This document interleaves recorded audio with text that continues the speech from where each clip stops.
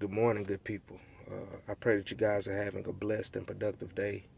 I pray that you guys are relentlessly seeking passion and purpose with each and every breath that God allows you to breathe. I have a message today, and it's simple but yet powerful. And I really want to place some seeds of inspiration into you guys today as you go throughout your journey in life. Know that everything has a reason, everything has a purpose. Know that God is intentional and everything that He allows is for our good, even if we don't see it that way or even if it doesn't look that way. We literally have to know this in our heart and in our soul that God is a good God and He wants the best for us, just like we want the best for our children.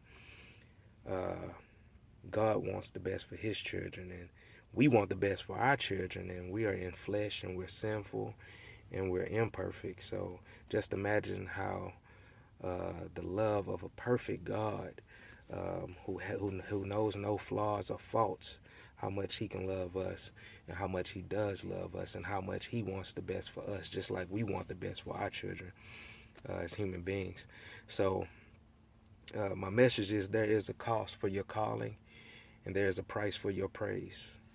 Um, I've learned in life that my deepest praise and my most sincere worship usually comes after the darkest times in my life.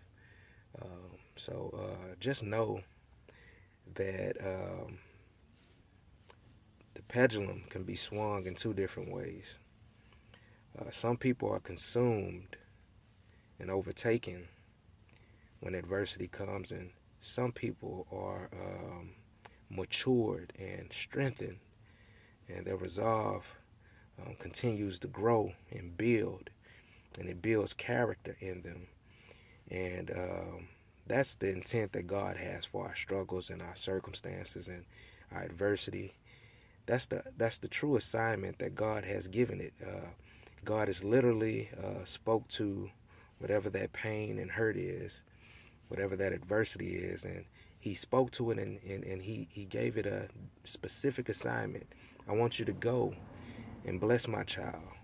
Make him stronger, make him wiser, give him greater perspective, uh, give him growth, give him understanding, give him revelation, because sometimes God speaks to us and that's not enough.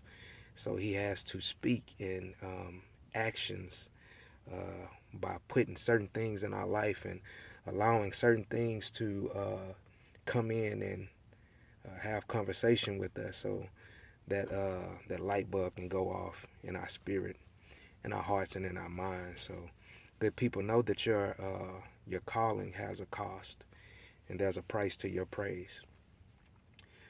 If God has given you a particular task, He has to prepare you for it.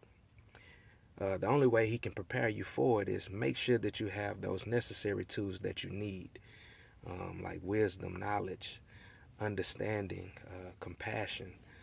Compassion is a great tool.